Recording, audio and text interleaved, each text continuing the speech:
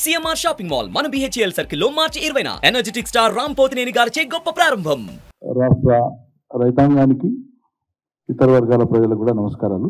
రాష్ట్రంలో లక్షలాది ఎకరాలలో పంటలు ఎండిపోతున్నాయి. సర్కారు నీళ్ళు ఇయ్యక, కరెంట్ ఇయ్యక రైతాంగాన్ని అవస్థలకు గురి చేస్తూ ఉంది.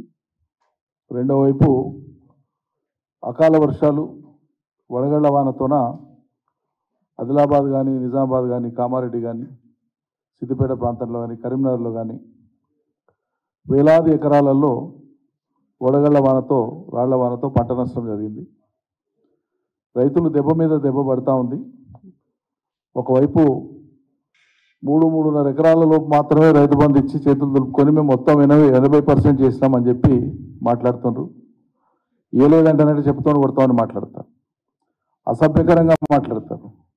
ఇంత ఇచ్చినాం, ఇంత ఇస్తామని రోజువారీ ప్రకటన చేయడానికి చేత కాదు, కానీ ఇవ్వలేదని అడిగినటువంటి వాళ్ళను చాలా రోషంగా మాట్లాడి పరుషంగా మాట్లాడుతున్నారు.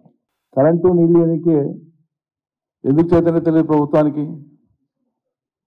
గతంలో వరుసగా కరెంటు నీళ్లను మేము ఎట్లా ఇవ్వగలిగినాం కేసీఆర్ ప్రభుత్వంలో.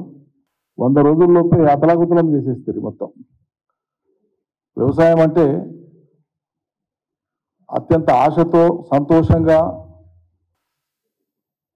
అప్పటిదాకా భూములను వదిలిపెట్టిన రైతులు సైతం, పట్టణాలలో ఉండేటువంటి రైతులు సైతం తిరిగి వచ్చి గ్రామాలలో వ్యవసాయాన్ని చాలా ఆపేక్షగా చేసేటువంటి పరిస్థితి మేము కల్పిస్తే మళ్ళీ వ్యవసాయం అంటే మునుపటి రోజులు గుర్తుకు తెస్తున్నారు.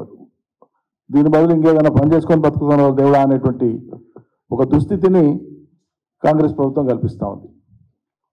నీళ్లు ఉన్న కాడికి ఉన్న నీళ్లను రిజర్వాయర్లలో ఏ మేరకు ఉంటే ఆ మేరకు, ఈ మేరకు ఇస్తామని చెప్పి ముందే ప్రకటించమని చెప్తానంటే ఆనాడు ఎన్నికలైన వెనువెంటనే మేము చెప్పినాం. డిసెంబర్ 1st వీక్లో చెప్పినాం.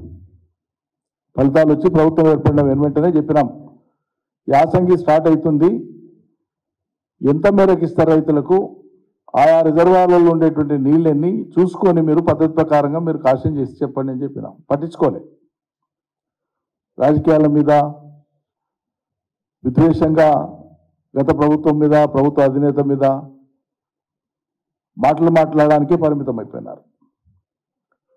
ప్రణాళికాబద్ధంగా ఉన్న నీళ్లను హేతుబద్ధంగా ఎట్లా వాడుకుందాం అనేటువంటి దానికి ఒక్కనాడు కూడా సమీక్ష చేయలే ఈ ప్రభుత్వం.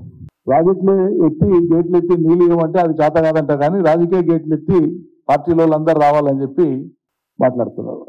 ఎత్తంగానే మొత్తం జనం అంతా వచ్చేస్తారని మాట్లాడతారు.